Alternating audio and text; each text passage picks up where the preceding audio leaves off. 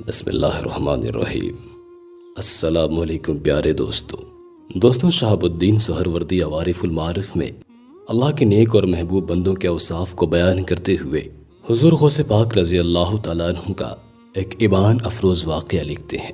یہ واقعہ بے حد دلچسپ ہے، اس لیے ویڈیو کو آخر تک ضرور دیکھیے گا۔ آپ رحمۃ اللہ علیہ بیان فرماتے ہیں کہ بغداد میں ایک عورت تھی جو کہ غوث اعظم رضی اللہ تعالیٰ عنہ کی شان کو نہیں جانتی تھی، اور یہ بھی نہیں جانتی تھی کہ آپ ولی کامل بھی ہیں اور ولی وقت بھی ہیں اور ولیوں کے سردار بھی ہیں۔ اس کو ایک چھوٹا بیٹا تھا۔ ایک بار اس نے حضرت غوث اعظم کے بارے میں سنا کہ آپ ولی بھی ہیں اور ولی کامل، آپ مستجاب الدعوات ولی ہیں۔ آپ جو بھی دعا کرتے ہیں، جو بھی دعا آپ کے منہ سے نکل جاتی ہے فوراً قبول ہو جاتی ہے، یعنی ادھر دعا کی اور ادھر دعا قبول ہو گئی۔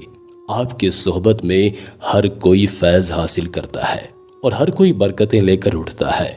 آپ کی صحبت میں کوئی بھی شخص ولی بن جاتا ہے اور کوئی بھی آپ کی صحبت سے خالی نہیں لوٹتا۔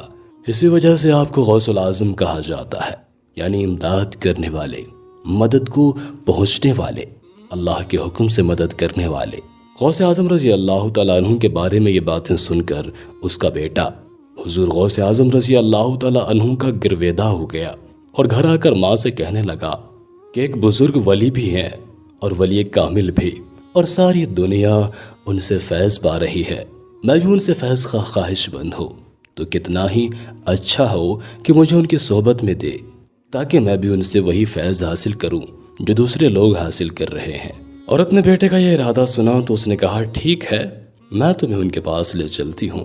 یہ کہہ کر وہ عورت اپنے لڑکے کو لے کر حضرت غوث اعظم رضی اللہ تعالیٰ عنہ کی خدمت میں پیش ہوئی اور عرض کیا، حضرت میرے بیٹے نے آپ کے بارے میں بہت کچھ سنا ہے اور اس کو آپ سے عقیدت ہو گئی ہے اور یہ آپ کو بہت مانتا ہے اور بہت چاہتا بھی ہے، لہٰذا میں اس کے شوق کی وجہ سے اس کو آپ کے قبضے میں دیتی ہوں اور میں اس کو اپنے حقوق سے دستبردار کرتی ہوں۔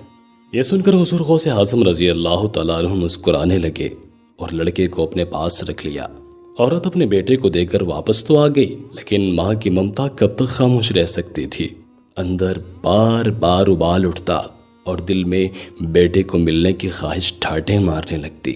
اگرچہ علوم دین اور بزرگ کی صحبت کے لیے بیٹے کو چھوڑ آئی تھی، لیکن دل بے چین تھا کہ بچہ کس حال میں ہوگا، محفوظ ہاتھوں میں ہے بھی یا نہیں۔ چنانچہ ممتا تڑپی اور بیٹی کو ملنے کو پہنچ گئی۔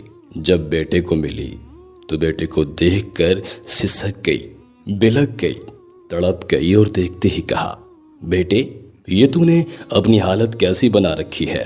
تیرا حال کیا ہو گیا ہے کہ تو سوکھ کر بالکل کانٹا ہو گیا ہے؟ کیا تجھے یہاں کچھ کھانے کو نہیں ملتا؟ کیا یہاں تجھے بزرگ کی طرف سے کچھ کھانے کو نہیں دیا جاتا؟ بیٹے نے ماں کی طرف دیکھا، اس کی آنکھوں میں عجیب سی چمک تھی۔ بیٹا اپنے آپ کو مار رہا تھا، وہ مجاہدے میں غرق تھا۔ ماں کہنے لگی، بیٹی یہ سب مجھ سے برداشت نہیں ہوتا، میں یہ سب سہ نہیں سکتی۔ بچے نے کہا، کیا ہو گیا ہے ماں؟ میں ٹھیک ہوں۔ ماں نے کہا، اچھا تو ٹھیک ہے، تو بتا تو کھانے میں کیا کھاتا ہے؟ تو اس نے کہا کہ جو کی روٹی، کبھی نمک کے پانی کے ساتھ اور کبھی سبزی کے ساتھ۔ ماں یہ سن کر حیران رہ گئی اور کہنے لگی، میرے گھر میں تو تجھے مرغ مسلم ملتے تھے اور عمدہ غذا جو شہر کی عمرا کا کھانا تھا وہ میں تجھے کھلایا کرتی تھی، اور یہاں پر تو جو کی روٹی کھا رہا ہے اور وہ بھی سبزی کے ساتھ اور کبھی نمک پانی کے ساتھ۔ تو یہ تو بتا کہ نوالا تیرے حلق سے کیسے اترتا ہے؟ میں بھی جا کر غوث اعظم رضی اللہ تعالیٰ عنہ سے پوچھتی ہوں کہ میں کیسی حالت میں اپنے بیٹے کو چھوڑ کر گئی تھی اور یہ آپ نے کیسی حالت کر دی۔ ماں تڑپ اٹھی اور حضرت غوث اعظم رضی اللہ تعالیٰ عنہ کے پاس جا پہنچی۔ اس وقت حضور غوث اعظم رضی اللہ تعالیٰ عنہ کے سامنے برتن میں مرغ کی ہڈیاں پڑی ہوئی تھی۔ عورت نے یہ دیکھا تو اس کا غصہ اور بڑھ گیا کہ یہ ہڈیاں آپ کے سامنے پڑی ہیں تو مطلب آپ نے ہی کھائی ہوں گی۔ اس نے غصے میں یہ نہ سوچا کہ یہ واقعی حضرت غوث اعظم رضی اللہ تعالیٰ عنہ نے کھایا بھی ہے یا نہیں۔ عورت بولی، اے وقت کے ولی، میں نے اپنے جگر گوشے کو آپ کی غلامی میں اس لیے تو نہیں دیا کہ وہ صرف جو کی روٹی کھائے، اور اپنی جان سے جاتا رہے، اس کے تن پر گوشت کم ہو گیا ہے اور وہ لاغر ہوا چلا جا رہا ہے۔ میرے سامنے میرے بیٹے کی یہ حالت دیکھ کر میری کیا حالت ہوگی، آپ اندازہ لگائیے۔ اور آپ ہیں کہ یہاں مرغ مسلم کھا رہے ہیں۔ میں اپنے بیٹے کو اس لیے یہاں چھوڑ کر گئی تھی کہ آپ اسے جو کی روٹی کھلائیں۔ حضرت غوث اعظم رضی اللہ تعالیٰ عنہ نے اسے شفقت سے سسکتی بلکتی تڑپتی ماں کو سمجھایا، کیونکہ ماں کمزور دل ہوتی ہے، خاص طور پر بچے کے معاملے میں۔ چنانچہ اسے سمجھایا کہ ریاضت کا ایک ہی نتیجہ ہوتا ہے کہ جسم کی کثافت کم ہونے سے کمزور ہو جائے تاکہ روح کی لطافت بڑھ جائے اور اس کی طاقت میں اضافہ ہو۔ تمہارا بیٹا بھی اس مرحلے سے گزر رہا ہے۔ عورت جھٹ بولی، مگر یہ کہاں کا انصاف ہے کہ آپ خود تو مرغ کھائیں اور میرا بیٹا جو کی روٹی کھائے؟ حضور غوث اعظم رضی اللہ تعالیٰ عنہ نے کسی ناگواری کا اظہار کیے بغیر مرغ کی ہڈیوں پر ہاتھ رکھا اور بلند آواز سے فرمایا، اللہ کے حکم سے کھڑی ہو جا، جو کہ بوسیدہ ہڈیوں کو زندہ کرنے والا ہے۔ جیسے ہی حضرت غوث اعظم رضی اللہ تعالیٰ عنہ کی زبان مبارک سے یہ الفاظ ادا ہوئے، مرغ زندہ ہو گیا۔